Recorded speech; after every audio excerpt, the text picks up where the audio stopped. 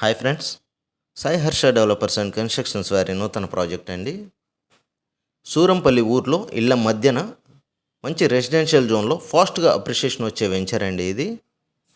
ఇప్పటికిప్పుడు houses construction చేసుకునే విధంగా ఈ లేఅవుట్ ఉంది. అలాగే సూరంపల్లి ఇండస్ట్రియల్ కారిడార్ కూడా 1 కిలోమీటర్ లోపేనండి మన వెంచర్కి.